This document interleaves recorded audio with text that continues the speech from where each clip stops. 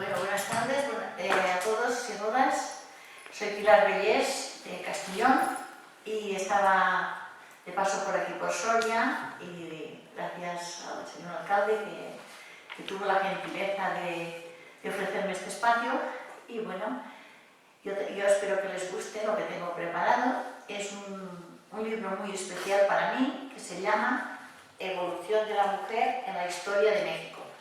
Lo tenía preparado para hacer la presentación en México, cuando la feria virtual del libro, y bueno, ya la hice la presentación en México y en algunas ferias virtuales, y ahora toca hacerlo presencial. Esta es la primera presentación presencial que hacemos, y decirles que México siempre me ha atraído muchísimo. Es una cultura que me intriga, ¿no? Especialmente los mayas, los aztecas. Yo cuando hablo de estas culturas prehispánicas o leo alguna cosa, eso que te emociona, que dices, tienes curiosidad, ¿no? Porque parece que fueron unas culturas que no llegamos a conocerlas, que las escondieron de alguna manera a nivel histórico, y es hora de visualizarlas, de darles todo el esplendor que se merecen, lo mismo que las mujeres mexicanas. Hubo muchas mujeres mexicanas que tuvieron importancia en la historia y que han sido de alguna manera ignoradas, ¿no? Entonces, con este libro tiene estos dos objetivos: visualizar toda la historia de México, especialmente las culturas prehispánicas, y también mostrar la evolución de la mujer, de cómo al principio la época prehispánica, y que después, poco a poco, con la conquista de los españoles, la mujer fue infravalorada, digamos, volvió a ser la mujer sumisa, la esposa sumisa, y cómo poco a poco, hasta llegar a la actualidad, va recuperando su espacio y su sitio en la sociedad, ¿no? Decirles que la investigación esta ya lleva tiempo, y he añadido a unas poesías que he estado repartiendo por ahí. Cada tema que trato tiene su poesía. Entonces yo, cuando hablo de un tema, diré, ¿quién tiene esta poesía? Y si les parece, la leen. Si no les apetece, la leo yo, no hay ningún problema, pero es para que participen y para que estén entretenidos, ¿no? Mis libros, además de tenerlos en papel, los pueden encontrar en Amazon, en Google, en Internet los pueden encontrar. Para romper el hielo, y ya que hablamos de la mujer que ha sido la transmisora de culturas durante generaciones, especialmente las mujeres mayas, que se acordaban de todo. Es muy curioso, porque aquellas mujeres, cuando se casaban, como tenían tan buena memoria, memorizaban todo lo que traía el marido y todo lo que traían ellas. Y así, si se separaban después, sabían cómo repartir la cosa. Bueno, el poema se llama Cultura a mis espaldas. ¿Quién la tiene? Esta, tú. Venga, va. Si quieres salir aquí también, ¿eh? Sí. Venga. Traje la cultura en mis espaldas, inventé cómo allanar el camino, susurré a los animales domésticos, planté las plantas de la nueva ciencia.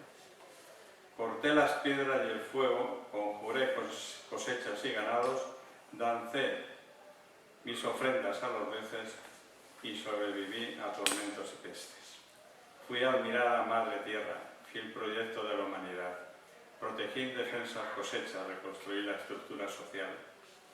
Alguien fuerte con su veloz espada cortó en pedazos nuestra sociedad, borró la tribu con su fuerza brutal, diluyó nuestra sociedad matriarcal. Fuimos a vivir en ciudades blancas, nos enjaulamos en sobrios estados.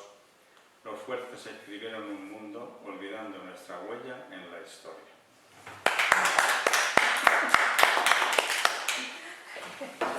Pues, como he dicho, en este libro, en Evolución de la mujer en la historia de México, hablo de la época prehispánica, de la cultura olmeca, que fue la primera cultura conocida, la cultura teotihuacana, de la civilización maya, de también todas las aportaciones, que son muchas de estas civilizaciones, y de la civilización azteca, la omexca, que era la que ya había cuando vinieron los españoles y conquistaron México.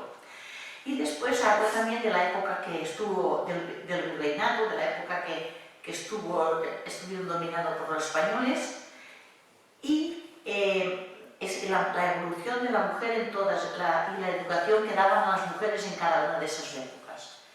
Y después hablo también de la independencia de México, ya por los 1810, entre 1810 y 1821, y de esa época en que la época contemporánea y moderna de la revolución, cómo México poco a poco fue cambiando y las costumbres esas que conocemos, el tema de los difuntos, todo el Día de los Muertos, que hacen esas celebraciones que tanto nos impresionan, ¿no?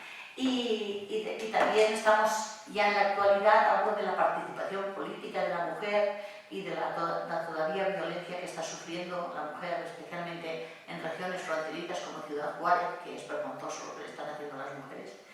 Todo eso lo reivindico un poco de que hay que, o por ejemplo, que actualmente aún mueren muchas madres cuando dan a luz porque no tienen la asistencia médica adecuada. Eso es muy triste. Entonces todo eso hay que solucionar. Entonces, si partimos de la historia de las mujeres prehispánicas, debemos decir que los pueblos, en esa sabiduría de los pueblos ancestrales, dicen que los pueblos cuanto más simples sean, más sabios son, ¿no? Que a veces la cultura no siempre es buena. Es buena en algunos sentidos, pero a veces también la cultura y la civilización sirvió para que las mujeres de alguna manera fueran infravaloradas. Entonces, es decir que antiguamente los primeros pueblos, las civilizaciones olmeca, teotihuacana, maya, no hablaban de libertad de aquellos hombres y mujeres, la vivían día a día. Allí todos eran igualmente valorados. No importa que cada uno hiciera un trabajo, pero el trabajo de casa, el trabajo de dar de comer a toda aquella tribu, aquel grupo, era muy valorado, porque si no, no podían hacer nada si no comían. Entonces todo el trabajo de las mujeres era igual valorado que el de los hombres. Era una época en que todo el mundo era valorado, todo el mundo podía ser sacerdote o sacerdotisa, podían participar en actividades políticas, y de esa época, la época precolombina, que duró aproximadamente desde los 1500 a.C. a 1521 después de Cristo, destacan grandes civilizaciones como la olmeca, que estuvo entre el 1200 y el 500 a.C. Se considera la primera y estuvo en la región costera de México, del Golfo de México, precursora de las demás culturas, y se cree que desaparecieron por un desastre ecológico. Luego estuvo la teotihuacana, desde el 200 a.C. al 600 después de Cristo, ya estamos después de Cristo, y desapareció, no se sabe muy bien por qué desapareció, y estaba en la ciudad de Teotihuacán, tenía religión politeísta, y actualmente estos restos de Teotihuacán son los más visitados de México, así que si van a México hay que visitar Teotihuacán. Y luego está la cultura maya, que esa duró muchísimo tiempo, desde el 2000 a.C. hasta el 1540 después de Cristo. Era la cultura de Mesoamérica, que estuvo situada en la zona de Centroamérica, México y Centroamérica. Y la méxica, la azteca, que es la última que hubo, que es la que más tarde serían aztecas, primero se llamaban mexicas, y estuvo en el Valle de México entre 1345 y 1521 después de Cristo. Se convirtió en la cultura dominante cuando llegaron los españoles y conquistaron México. Y ahora una cosa que a lo mejor no saben, que estas culturas aportaron muchísimo a lo que nosotros tenemos hoy. Estas culturas, en la mayoría, estaban más avanzadas en medicina, en arquitectura y en muchos aspectos que Europa. Pero desaparecieron. Entonces, eso que a veces nos han contado, que había indios salvajes en América, indios sí, pero salvajes no. Eran personas civilizadas y con mucho saber. Entonces esto un poquito choca con lo que a veces nos dirán, pues sí, había unos indios, llegó a América, conquistaron. A ver, seamos respetuosos. Estas culturas eran muy valiosas también. Entonces, de la cultura olmeca, era una cultura que, como decimos, es la primera, influyó en las otras culturas, y que se juntaron, hasta entonces la gente había vivido en tribus. ¿Qué era una tribu? Una tribu era un grupo de personas que vivían juntas. No estaba el concepto de familia. Si tenían hijos, eran hijos de la tribu, no del grupo, y todo el mundo se ocupaba de los niños. Y aquí, cuando empezó la cultura esta ya se juntaron varias tribus, se juntó mucha gente y se formó ya en Mesoamérica esta cultura, ¿no? Y también decir que es como la cultura madre. Y nos dejaron, por ejemplo, unas esculturas, unas cabezas, lo tengo proyectado, unas cabezas, ¿sí? A los jefes, a los que ellos consideraban importantes, cogían su cabeza y la hacían en piedra gigante. Entonces, de eso deducimos que tenían escultores. Tenían gente, después tenemos también esa escritura primitiva, ya escribían ellos. Era un sistema de símbolos de distintos aspectos de la naturaleza, diferentes dibujos de la naturaleza, pero que representaban su forma de expresarse. Ellos ya tenían un lenguaje y una escritura. Y después una cosa que nos gusta a la mayoría, por lo menos a mí me gusta mucho, el chocolate. Este chocolate que nosotros tenemos ahora y que, eso pues, el cacao era un elemento muy importante de esta civilización. Ellos, además de comer chocolate, sus granos los utilizaban en un sentido religioso. Utilizaban los granos de chocolate a veces en sentido religioso. Y también las primeras pirámides, esas pirámides tan bonitas que luego aparecieron, tienen el origen, las pirámides olmecas. ¿Qué pasa? Que las pirámides estas primeras eran mucho más sencillas, no eran tan complejas y tan bonitas, pero fueron ellos los que crearon las primeras pirámides. El juego de la pelota. Si saben que a los mexicanos, los tribus mexicanos, les encantaba jugar a la pelota de goma que hacían, y que era el juego de pelota, que también tenía una finalidad religiosa. Entonces, la religión, había un jefe supremo que era el sacerdote y era politeísta. ¿Qué pasa? Que tenía un dios para cada cosa. Y bueno, eso después lo encontramos también en la cultura maya, y también una cosa que llama la atención son los sacrificios humanos, que eso lo comentamos antes con ustedes, que, bueno, un poco sádico desde nuestro punto de vista, pero hacían sacrificios humanos a los dioses. En artesanía usaban las piezas de jade, que se pensaba que era la piedra de la creación. Entonces, con esas piedras las tallaban y hacían figuras religiosas. Y eso el jade se mantuvo en culturas posteriores y sirvió también para comerciar entre unas culturas y otras. También investigaron en astronomía, el paso del tiempo. Tenían 2 años, uno de 365 días y otro de 260. Y crearon un ciclo en el que se pensaba que cuando terminara la cultura olmeca, cuando terminara ese ciclo, la cultura se desaparecería. Entonces, este tipo de culturas prehispánicas creían en el fin del mundo.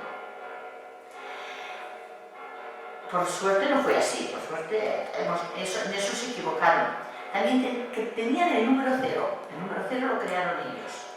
Luego el sistema de símbolos, la epigrafía que se llama, sistema de símbolos usados para expresarse, para hablar, ya lo tenían y lo tomaron los mayas. Y en agricultura estaban muy avanzados. Ellos fijaron los productos principales que eran el maíz, la calabaza y el frijol. Y fue una de las principales características la goma, como he dicho. ¿Saben de dónde sacaba la goma? De la savia de los árboles la hacían. ¿Eso sabían? Bueno, pues la usaban luego, creaban pelotas de goma y las usaban para hacer los curos. También tenían que tener También tenían la brújula primitiva. Ya tenían brújula ellos. Entonces era una barra magnética y era necesaria para tener fijados a los pueblos de alrededor. Tenían que controlar si querían, hacia qué pueblo querían ir, y tenían una brújula. En la alimentación tenían, como he dicho, las mujeres eran prácticamente las que se encargaban de preparar la alimentación, pero aquello no era ir a la cocina y cocinar, no. Había que cultivar el huerto, había que recoger los productos, moler el maíz, hacer la harina, hacer el pan. Y luego era mucho trabajo hacer toda la ropa para toda la familia, coser toda la ropa para toda la familia. Entonces aquellas mujeres eran altamente valoradas porque gracias al trabajo de ellas los escultores podían hacer esculturas, los guerreros se podían ir a la guerra y todo el mundo comía. Entonces, toda esta gente vivía principalmente de la agricultura, de los productos alimentarios, y mayoritariamente eran las mujeres las que se encargaban de esto. En cuanto a la educación de los olmecas, era una educación muy estricta. Se les enseñaba a cazar a los hombres y a las mujeres se les enseñaba las actividades del hogar. Eso sí, aunque todos eran importantes, se les enseñaba a cada uno lo que tenía que hacer. Y también se les enseñaba cómo se debían vestir. Es decir, que cada uno tenía, las mujeres se les pedía que se vistieran de forma muy recatada. A diferencia, a los hombres les daban más libertad, pero a las mujeres les pedían que vistieran de forma muy recatada. Y las tareas del hogar, ya las he comentado antes, y esta cultura llegó a ser una de muchas reglas sociales de Hispanoamérica. Y lo he resumido en un poema que se llama Primera Civilización. Venga, por ahí.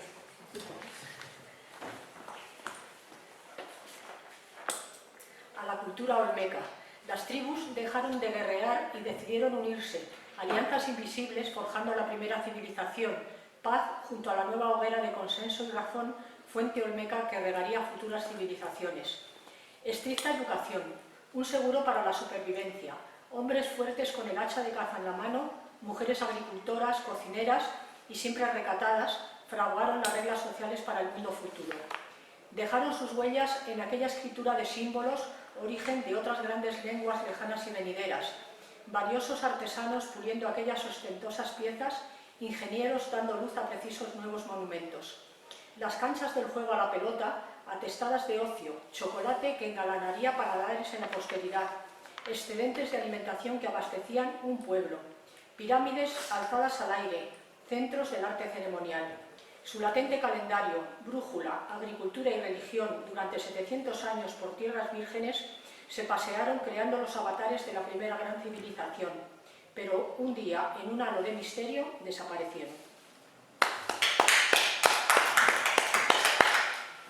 Bueno, vamos a la civilización maya. Yo he de reconocer que son de los que más me han intrigado a mí y lo que más se ha investigado sobre ellos, ¿no? Era inmensa, como he dicho, hombres y mujeres eran sagrados y que los mayas estuvieron casi desde 3.000 años, más de 3.000 años.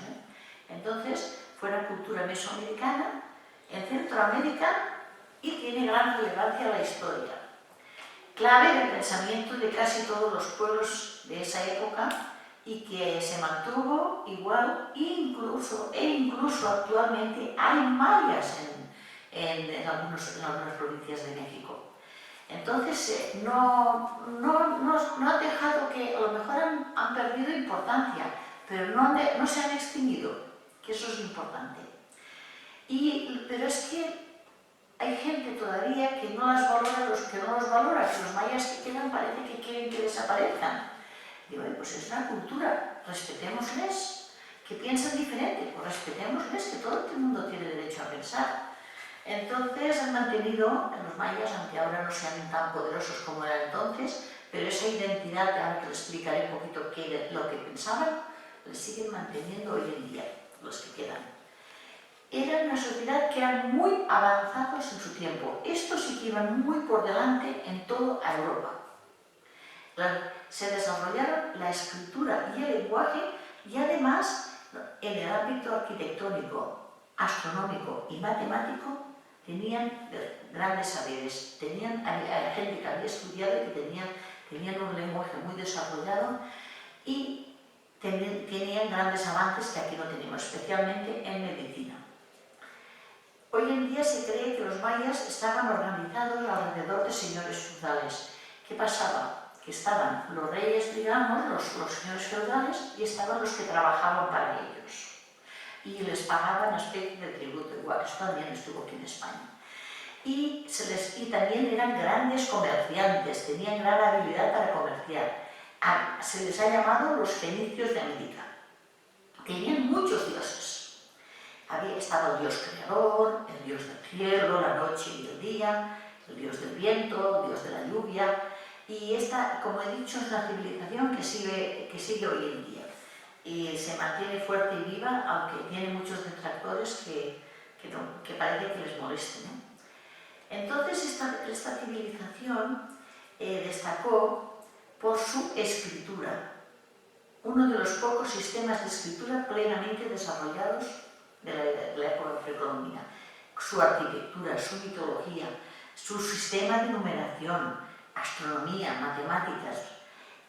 Son muchas. Yo una vez para mis alumnos saqué una lista de 2 páginas por los 2 lados de no los voy a decir todas aquí, de todas las aportaciones del mundo maya. Y les dije, mirad, todas estas cosas son las que tenía el mundo maya y muchas cosas estaban por encima de los europeos. Mirad qué civilización más importante. Y efectivamente todo esto lo tenían efectivamente. Como he dicho, era una religión que era politeísta, tenía muchos dioses y la enseñanza estaba a cargo de los sacerdotes o sacerdotisas. También las mujeres enseñaban en el templo. Las mujeres, además de hacer todos sus menesteres diarios que he comentado antes, podían participar en los debates políticos o podían ir a educarse. Digamos que los niños y las niñas los llevaban a educarse en los templos y allí los que enseñaban podían ser sacerdotes o sacerdotisas, que eran, digamos, los maestros, ¿no? Sí que hay que decir que normalmente eran los de clase alta los que tenían educación, porque los campesinos y la plebe no tenían la puerta abierta para recibir educación formal, aunque los de clase media a veces sí.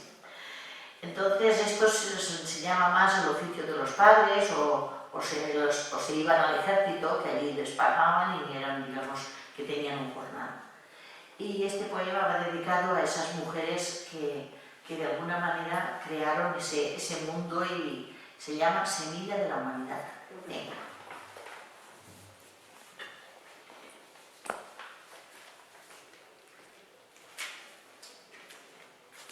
Semilla de la humanidad. Fui la semilla de la humanidad en los albores la prehistoria. Fui la diosa que sembraba la vida, el privilegio de mitificar la verdad. Fui mujer, peldaño libre y fuerte en la escalera del cambio social. Agresiva, sensible e inteligente para dar luz al sol de la sociedad. Fui mujer, alma cazadora libre, hombres y mujeres corriendo, libres con el azote del viento y aires de igualdad en mi vientre. Fui la estratégica al cambio social, con milagrosas plantas medicinales, untadas con milagrosos enjuagues, salvé de muerte a la humanidad. El hambre, la muerte, los hombres y yo sobrevivimos entre tormentos. Cada cual elegía su trozo de campo y respetábamos el resto de enseres. Fui grandiosa y pitonisa admirada, guardiana del secreto de la vida. Los hombres danzaron a mis pies. Fui diosa alabada por ser mujer. Bueno, pues es importante, también les enseñaban a los mayas el entrenamiento del carácter. Era muy importante tanto para hombres como para mujeres, la capacidad de controlar las emociones, de trabajar de forma cooperativa, de ser moderado. Todas esas enseñanzas se les transmitían tanto a los hijos como a las hijas, la autodisciplina. Y así el futuro sacerdote o sacerdotisa debía estar en largos periodos de continencia y abstinencia. Eso también ocurre en la religión actualmente. Y el sentido de la lealtad era muy importante, trabajar en grupo, trabajar por el grupo. Son valores que actualmente a veces algunos se están perdiendo, pero dices, ¿qué valores más buenos enseñaban? Y la mayor parte de la población eran alfabetos, pero estaban los escribas, que provenían de la clase alta, tanto hombres como mujeres, porque también hay estatuas de escribas que son mujeres. Sobre todo, por lo menos las mujeres de la clase alta sí que podemos decir que sabían leer y escribir. Y que algunas escuelas de escribas donde los miembros de la aristocracia podían ir a aprender a escribir. Según los restos arqueológicos, algunos miembros jóvenes de la dinastía real de Copán fueron enterrados con sus herramientas de escritura. y también aparecen tinteros, pinceles, entonces se sabe que había grandes escribas. Sobre la cultura y la educación de los mayas hay monumentos, códices precolombinos, libros, y entonces los objetos de esta educación eran servir al pueblo, la religión y la familia, el amor al trabajo, la honradez, la continencia sexual y el respeto a las cualidades del hombre y de la mujer. Comenzaba la educación en el hogar, primero se les enseñaba en el hogar, después los llevaban al templo, lo que ahora es la escuela, allí era el templo, y allí les enseñaban los sacerdotes y sacerdotisas. Digamos que a los 4 meses de nacer, a los chicos se les colocaba un hacha a la mano, y entonces era el símbolo de que iban a ser agricultores, para que los chicos de clase baja, claro. A los 9 años de edad, ya las mujeres y las chicas ya ayudaban al hogar, y los niños ya ayudaban en las faenas del campo. Y a los 12 eran bautizados. Fíjense que mucho más tarde que aquí, ¿no? Consagrándoles a la vida pública. Y ya les llevaban al templo para que fuesen educados. Y la educación femenina, se les enseñaban labores del hogar y trabajaban desde el amanecer hasta el anochecer. Como he dicho, trabajo, cocina, molienda, del maíz, lavado, aseo de la casa, educación de los hijos, traslado. Y también iban al mercado, vendían y compraban. Las mujeres iban al mercado y vendían y compraban también y hacían tratos comerciales. Sobre el matrimonio y los hijos, el matrimonio era todavía alianza, era más que nada alianza entre pueblos y tenía fines económicos. Entonces, ¿qué ocurría? Que el hombre, cuando se casaba, tenía que vivir en casa del suegro una temporada para demostrar que sí que se portaba bien, ¿no? Entonces, podía ser hasta 5 años. Entonces, el matrimonio, cuando se casaba, el hombre tenía que vivir en casa de los suegros, de los padres de ella, un periodo de 5 años para demostrar que aquello se portaba bien y que aquello funcionaba. Y tras el matrimonio se pintaba el cuerpo, los cónyuges se pintaban el cuerpo de color negro, como los guerreros, y se ponían escarificaciones decorativas o se tatuaban. Tenían incluso se ponían incrustaciones de piezas de jade. Cuando llegaba un bebé, atención, la madre lo bañaba, cogía una cuerda y lo ataba a la cuna. Y después de ello, cogían su cabeza entre 2 tablas y la comprimían. Y al cabo de 2 días ya ocurría el aplastamiento permanente ese del cráneo, por eso tienen esa cabeza tan ovalada. Y por delante y por detrás.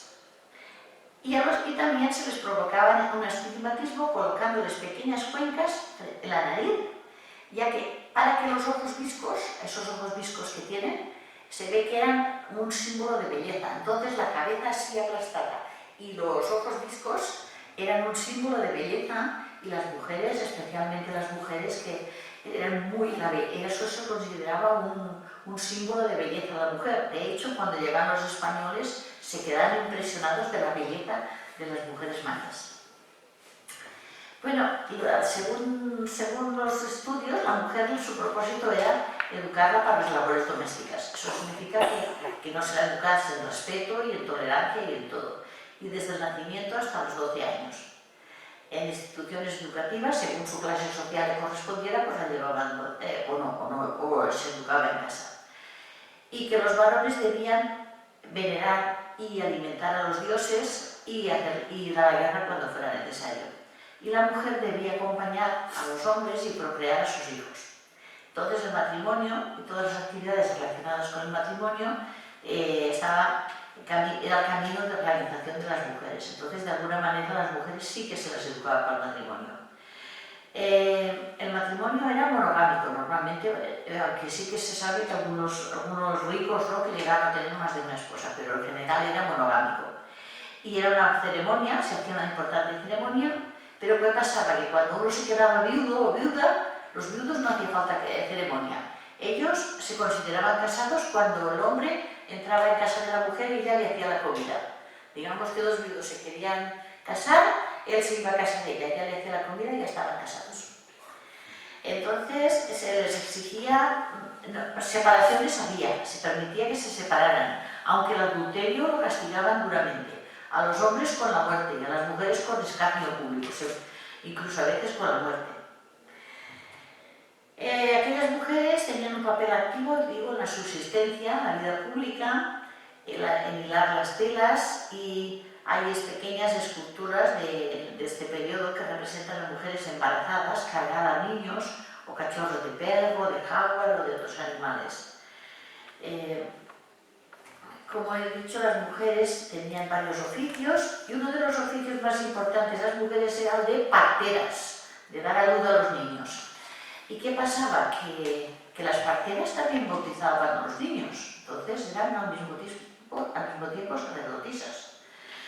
O chamanas, también hay mujeres chamanas, que hacían ritos para iniciar a las doncellas que iban a casarse en los secretos de la sexualidad del embarazo y el parto. Y bueno, algunos retratos de gobernantes que aparecen las mujeres en sus rituales, y se ve que las mujeres participaban en todo. Y hay inscripciones jeroglíficas de mujeres que fueron ilustres en esta época. Yo le he dedicado el poema Venerada, escriba y sacerdotisa. Venga.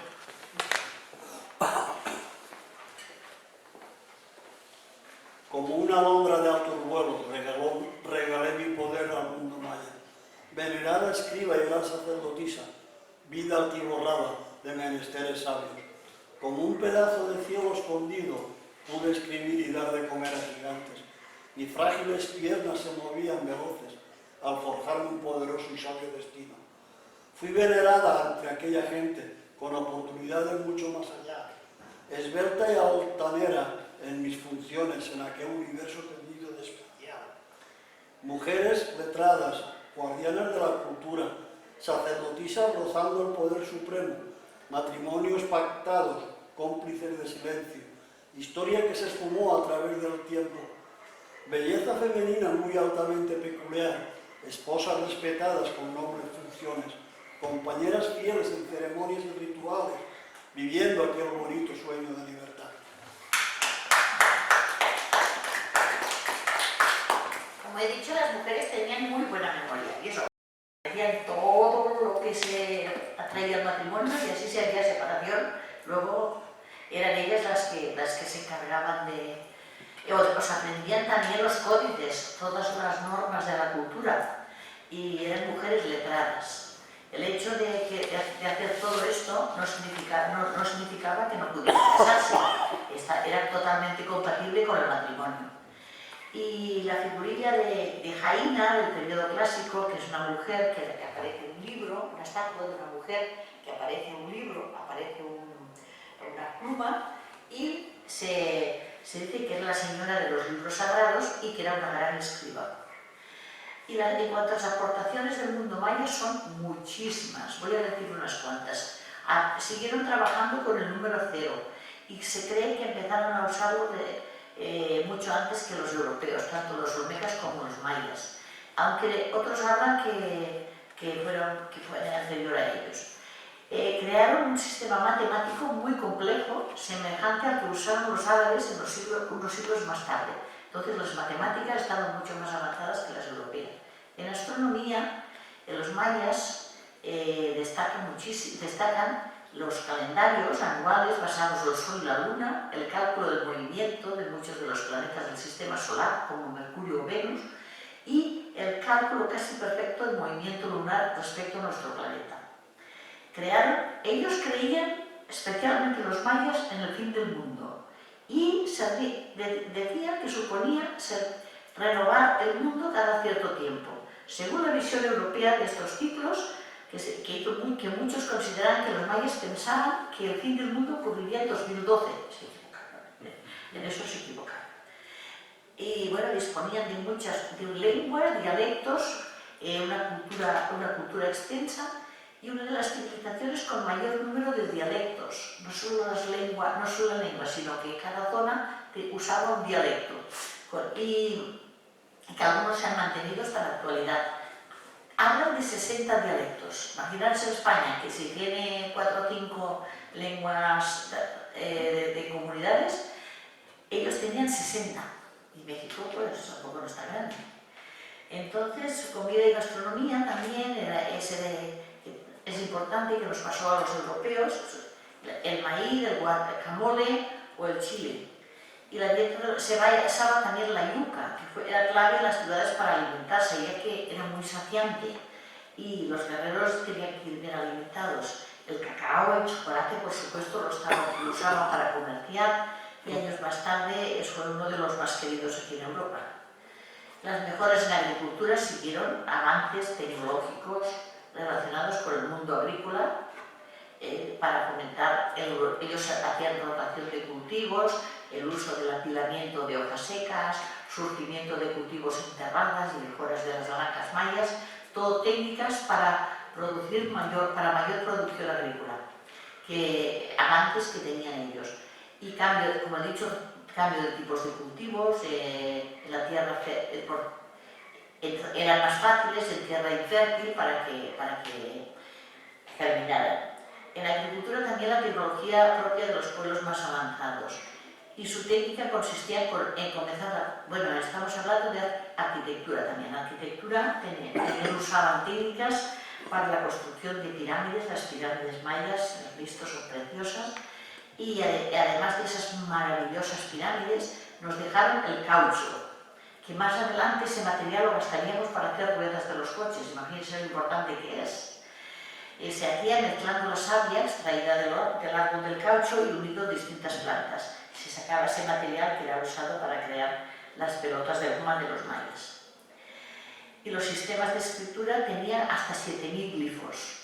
Muy complejo el sistema de escritura. Y con ello escribieron las leyendas, las historias y todo lo que nos ha llegado hasta nosotros. Su medicina, como he dicho, mucho más avanzada que la europea. Era una especie de mezcla de científico y de lo espiritual, y contaba con la prótesis de jade, la cirugía de las heridas mediante pelo, el estudio de miles de plantas medicinales. En la mayoría de los grupos étnicos, los mayas sufrieron imposiciones de la cultura occidental. ¿Qué pasó? Que eso significó que vino la conquista y les hicieron mucho daño a los mayas. Pero ellos aún siguen, ahora hay grupos mayas que, a pesar del mestizaje, a pesar de toda la intromisión de los españoles que prácticamente quisieron acabar o quisieron modificar su cultura, a pesar de eso es una de las pocas culturas antiguas que han sobrevivido actualmente. En estados como Yucatán, Campeche, Quintana Roo, Chiapas o Tabasco. Una poesía que se llama Costumbres heredadas, dedicada a los mayas. Bien, pues vamos a leerla. Aquellos guerreros, sabios intelectuales del pasado, conocimientos enterrados bajo el suelo de la historia, sus lenguas y dialectos se quedaron todos callados, pero su aura permanecerá siempre en la memoria.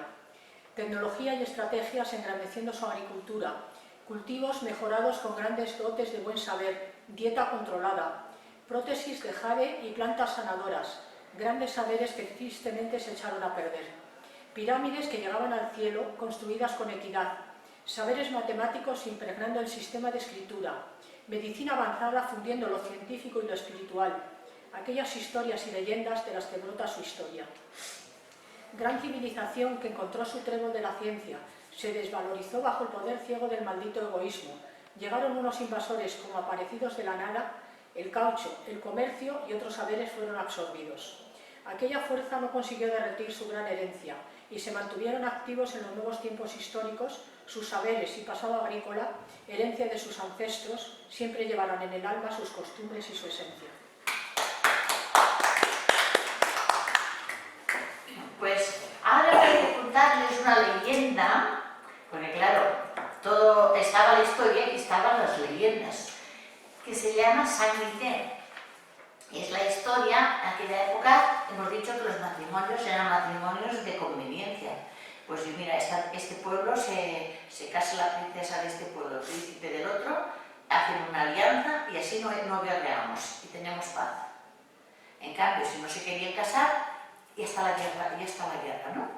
Entonces es una hermosa leyenda de amor de Yucatán que nos desvela por qué los mayas abandonaron la ciudad de Chichén Itzá para no volver jamás. Lo explica una leyenda. Si es verdad o no, eso ya no lo puedo decir. Pero la leyenda dice que la princesa se llamaba Sanité, relata la historia, ¿no?, de los hechos que rompieron la Liga de Mayapán, es decir, que había unos pueblos que estaban en paz debido al matrimonio de la princesa Sanité y el príncipe de Uxmal. Así los pueblos estaban en paz. Pero ¿qué ocurrió? Que Sanité vio al príncipe del pueblo rival, que se llamaba, ya me llamé, el príncipe, ahora lo digo enseguida, vio al príncipe del pueblo rival y se enamoró de él.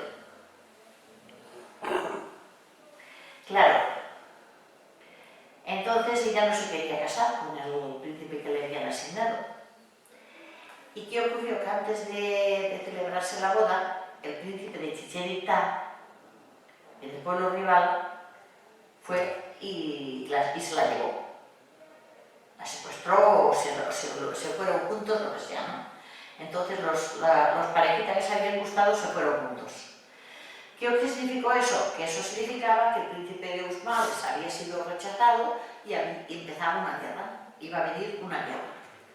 Y el hecho terminó, como he dicho, con la paz de Uxmal y Mayapán. La princesa de Mayapán y el príncipe de Uxmal no se casaron y tenía que venir una guerra contra Chichén Itzá. Pero antes de que fueran a asaltar la ciudad y acabaran con todos, la pareja, Canek, el príncipe Canek y la princesa,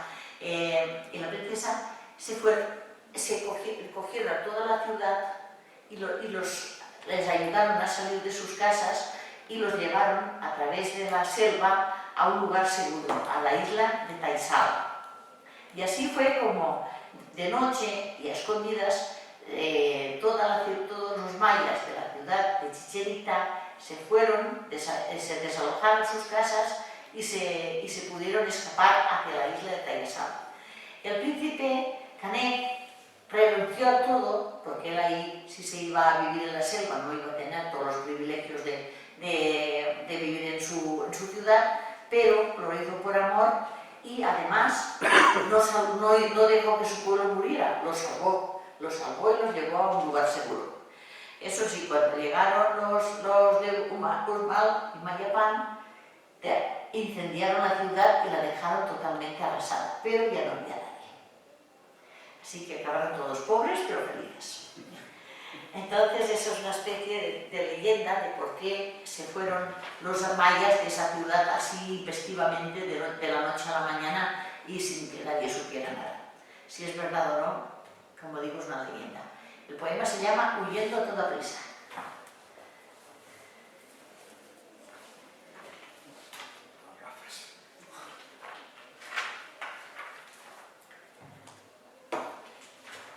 Huyendo a toda prisa por la selva de la impotencia, secuestrada en la boda, hicisteis triunfar el amor. Incomodidad en los negocios pactados con audacia, un hombre y una mujer cegados por la pasión. Dos almas gemelas que os supisteis encontrar en un imperecedero amor que unió vuestros destinos, desatando falaces ataduras impregnadas de maldad, alianza sin amor, redimiendo la paz de un pueblo. Fuisteis a buscar tu alma gemela a contracorriente, robada el día de la boda. La alianza de la paz corristeis veloces por aquel tortuoso bosque vuestro amor, historia y suerte huyendo al azar. Todo un pueblo huido por aquella traición, un amor incontrolado que quiso ser feliz, rompiendo moldes de sacerdote ambición sin dejar atrás a nadie ni hacerlo sufrir. Pueblos mayas abandonando aquel lugar con tesón, huyeron de noche como bandidos, sin ser vistos, guiados por unos amantes, destinados uno al otro, ligas que se desataron por aquella insanación. Bueno, pues aquí hablamos ya de los aztecas, que son los más recientes, también llamados mexicas, entre 1345 y 1521, y fueron los que, cuando vinieron los españoles, se los encontraron, ¿no? Se dividían en castas, aquí sí que se daba mucha importancia a las clases sociales, su religión también era politeísta. ¿Y qué hacían? ¿Cómo sacaban dinero? Pues conquistaban los pueblos vecinos. ¿Y qué hacían? Hacían prisioneros. Se llevaban los prisioneros de guerra y luego, cuando había que hacer un sacrificio a los dioses, pues aprovechaban los prisioneros de guerra o los bandidos que habían robado o habían hecho algo y se los ofrecían en sacrificio a los dioses. Era, según ellos, su forma de evitar el fin del mundo. Es una de las culturas precolombinas que nos han dejado mucha documentación porque tenían un extenso código lingüístico y también porque tenemos muchos, son los más recientes, entre otras cosas. El desarrollo de las técnicas agrícolas continuó, por supuesto, estaban en la ciudad de Tenochtitlán, otro sitio bueno para visitar en México, la isla del centro del lago Texcoco. Los aztecas crearon la técnica que permitía cultivar sobre el agua, las chinampas, y construían balsas de tierra y ramas y plantas acuáticas, las anclaban a palos y las cubrían con tierra y luego las cultivaban sobre ellas. Entonces así pudieron, las laderas de las zonas montañosas construyeron terrazas de cultivo y utilizaban el abono de algunos animales y vegetales. Tenían una gran variedad de producción agrícola. Entre su economía estaban el maíz, los frijoles, los tomates, los ajíes, la calabaza, el cacao, el tabaco también, que para nosotros, el algodón, las frutas como el cayote, el higo, el ananá, bueno, muchísimas plantas y también que usaban incluso para hacer bebidas alcohólicas. Tenían una gran red comercial, intercambiaban alimentos, artesanía, joyas, tenían mercados por todas las regiones y, como no tenían un gran calendario, decían que estaban en el quinto sol. El mundo en que vivían era el quinto sol. ¿Qué ocurría? Que ellos creían el mito de los 5 soles, según el cual en el pasado habían existido ya 4 mundos, los que ellos llamaban soles, y que con habitantes, y que cada mundo al final había fracasado por sus defectos y por fin había llegado al quinto sol. Y los dioses hicieron la tierra en ese quinto sol y crearon a los seres humanos, las plantas y los animales. Según su pensamiento, también llegaría un momento que caería y tendría el mismo destino que los anteriores, es decir, que también creían en el fin del mundo. Hablaban de dioses, tenían muchos. Estaba la pareja de dioses creadores, el señor del sol y el agua, el de la fertilidad, el dios central de la fertilidad, de la abundancia y la supervivencia, la serpiente emplumada, no sé si han oído hablar de ella, es preciosa, es el dios del viento y el conocimiento, también asociado al culto a la fertilidad y la abundancia. También estaba el dios de la guerra y el dios protector de la ciudad de Tenochtitlán, que se la relacionaba con el sol. Para ellos la guerra era fundamental, ya que tenían prisioneros y ellos los usaban después para comerciar, para una especie de esclavos. Y el estilo arquitectónico estaba vinculado, por supuesto, a sus creencias religiosas. Tenían su pirámide, ¿no? Tenían sus pirámides y arriba su templo. Como he dicho, tenían clases sociales. Estaban los nobles, que era el grupo privilegiado, parecidos a los de aquí de España, no hacían nada, los que tenían sus tierras y vivían pues, de las riquezas. Ellos no hacían prácticamente nada. Cobraban sus impuestos y hasta luego estaba el segundo grupo, que estaban los trabajadores, los que trabajaban las tierras de los nobles, les pagaban impuestos, los artesanos, los comerciantes y los campesinos. Y ellos pagaban tributos al Estado y de ahí vivían los nobles.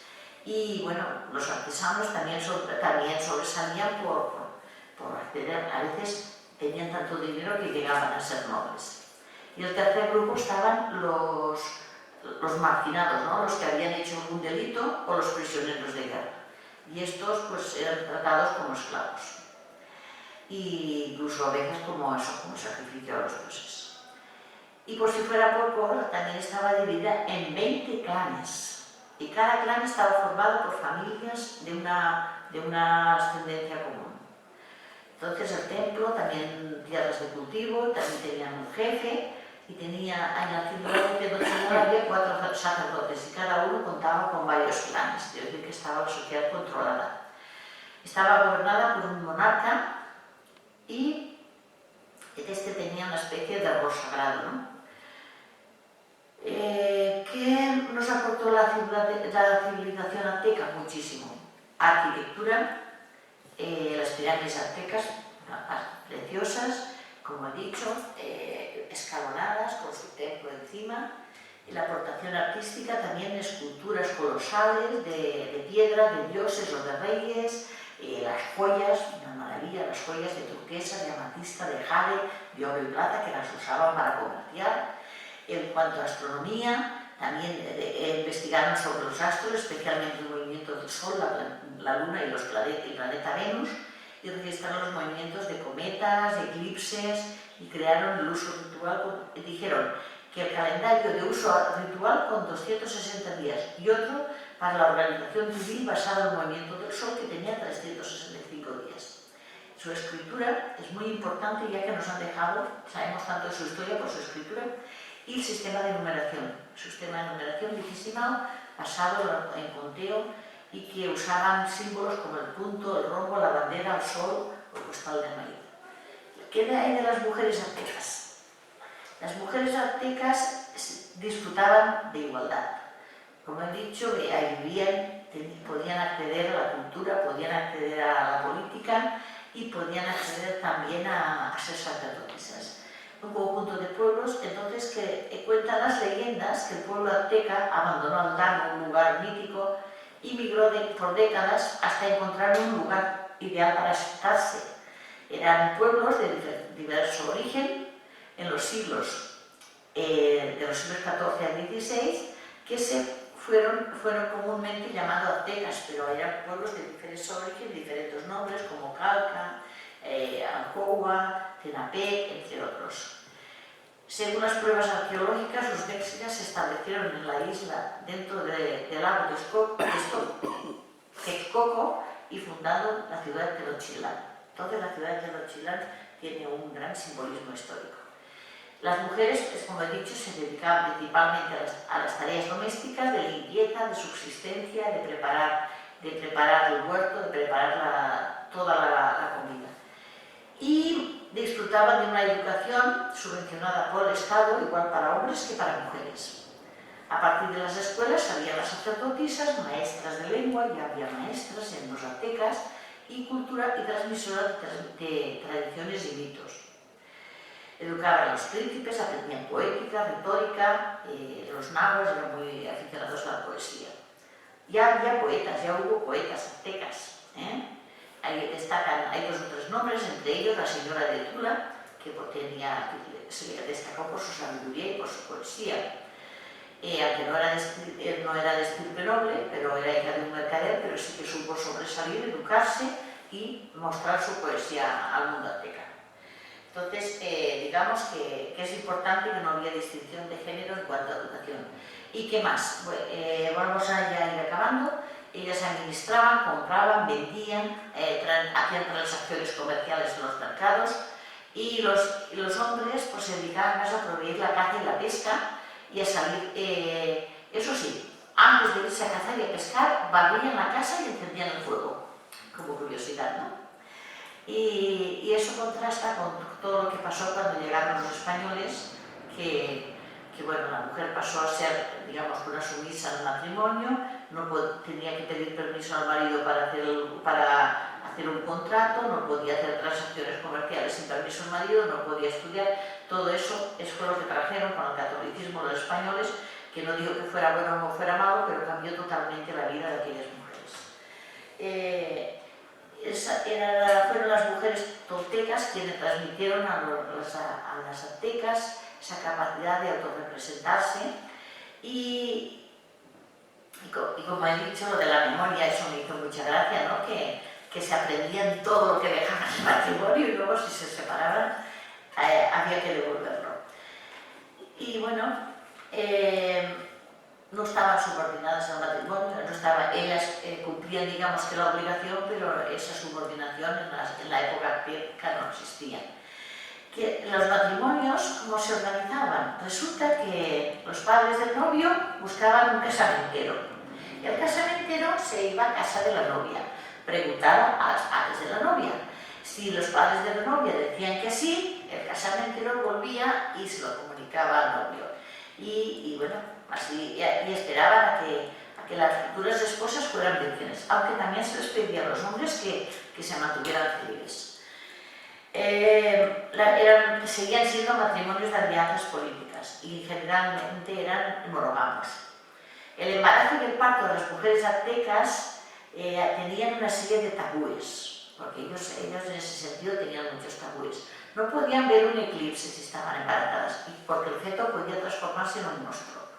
Y los eclipses también se asociaban con los abortos involuntarios, y tampoco podían tener relaciones sexuales excesivas durante el embarazo.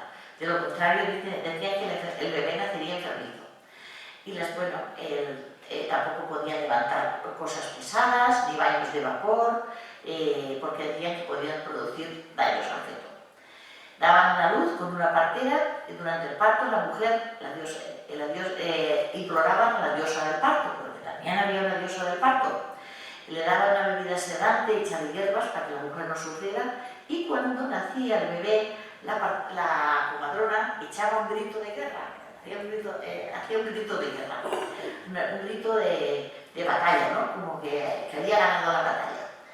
Y bueno, algunas mujeres que morían durante el parto, eso lo consideraban como un mal augurio, ¿no? Que luego dicen que había un espíritu maligno, ¿no? que se podía llevar a los niños que eran de las mujeres que morían en el parto. Creencias de ellos, ¿no? Los cordones umbilicales se los guardaban.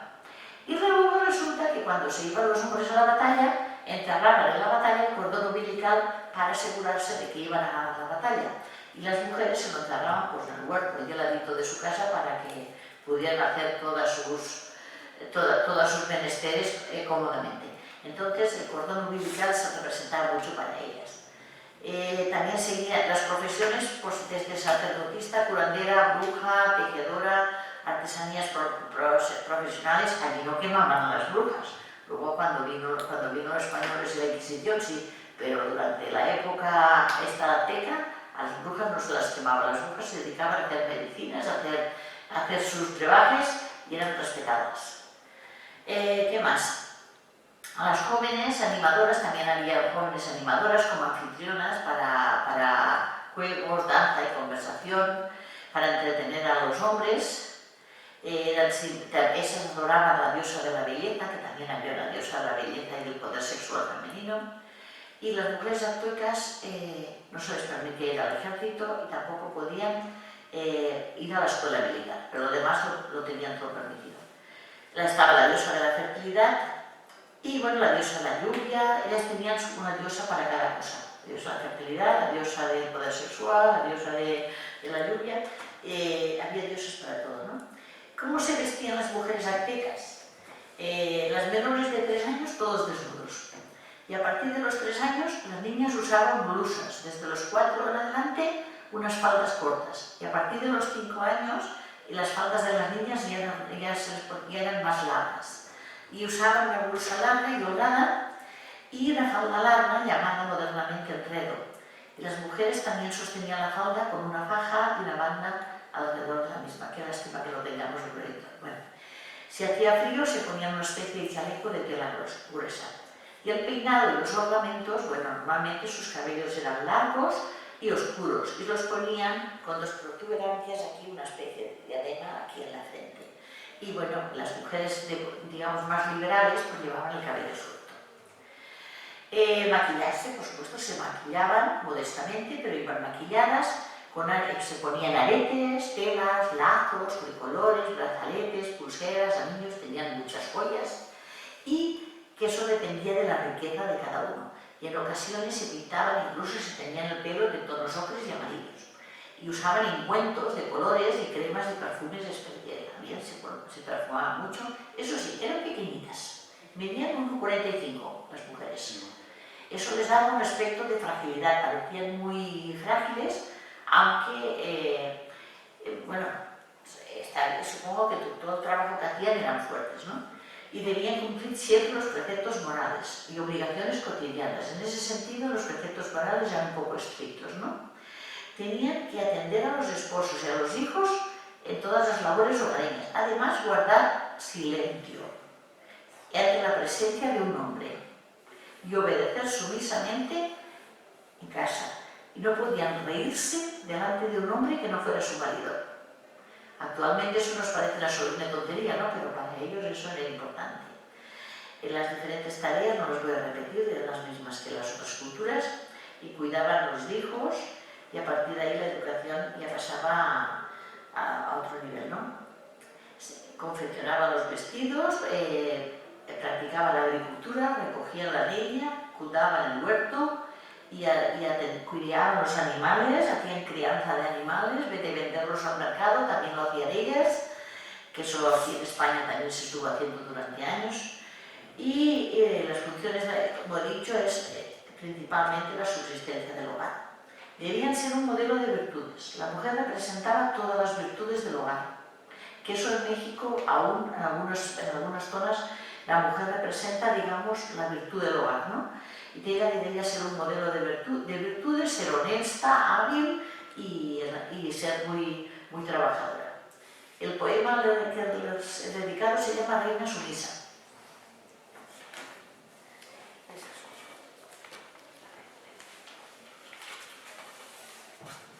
Alma sumisa, guardiana de virtudes, amasando los sueños de tus guerreros, tortitas llenas de tus ansias mejores, mujer azteca frágil como el incienso. Tu perfume y esencia guarda la casa, una jornada inacabable de bondad. Sacerdotisa valiente que día se desvela, ¿es así? Que día se desvela mujer azteca, símbolo de armonía familiar. Reina sumisa, alma blanca y piadosa callada ante ellos, guardando compostura, mirándolos comer. Tú siempre en guardia, flor de nácar para tus crecientes hijas. Tu paz y armonía perfuma tu bello hogar, moliendo la harina para hacer sus tortitas, mientras guardas la casa de toda maldad. Mujer azteca valorada desde la cuna. Modelo de virtudes, cultura imperecedera, leona guardiana de la paz de tu hogar. Mujer azteca, nos dejaste en tus pisadas las huellas del destino de la humanidad. Pues ya voy a acabar con una leyenda. Y la leyenda de la China Hilaria. Hay una frase típica en el lenguaje mexicano que cuando uno va por ahí despistado, que está así un poco oído, le dicen, ¿qué es normal? ¿Qué te pasa? La China Hilaria. Bueno, pues esta leyenda dicen que tiene su origen en un sitio que se llama Aguascalientes, el barrio del Tino. Y surge la historia porque en la calle de Alegría vivía una señora que se llamaba Hilaria Matías y que era muy guapa. Y todos le llamaban la China Hilaria, porque tenía el cabello rizado y muy hermoso. Con el tiempo resulta que era tan guapa que había un hombre poco recomendable que llamaban Chamuco, que le gustaba mucho la China Hilaria, pero a ella, pues él no le gustaba. Y le mostraba cierto rechazo, intentaba no darle esperanzas para que él no se lo creyera, ¿no? Pero Chamuco insistía, y primero con modestia, pero después molestándola, acosándola y con palabras feas, ¿no? Hilaria comenzó a sentir miedo y decidió visitar al cura para que hablara con Chamuco. Entonces el padre del cura fue al hombre para que le pidiera a Hilaria uno de sus bellos rizos de pelo.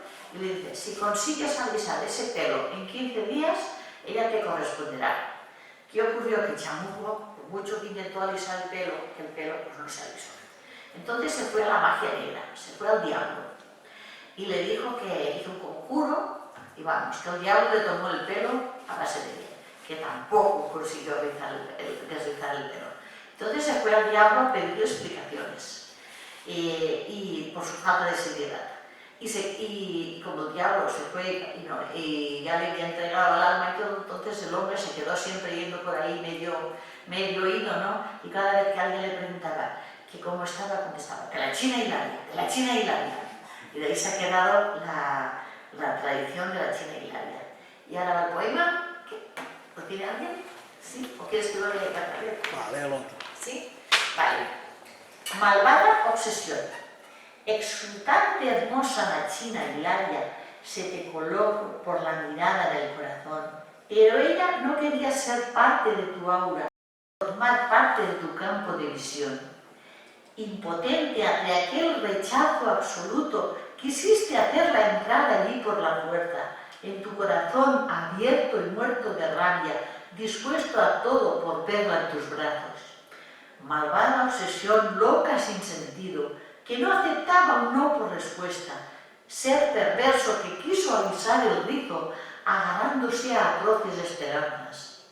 Engañado a traición por el vil diablo, vagas por las calles del maldito olvido, amor insano con tristes ápices de acoso, que te corroyó el alma y el pensamiento. Por culpa de aquella malvada obsesión, te perdiste chamuco en un mar de engaño. Ahora llora despacio tu orgullo y ambición. Y recuerda, la China Hilaria dijo no.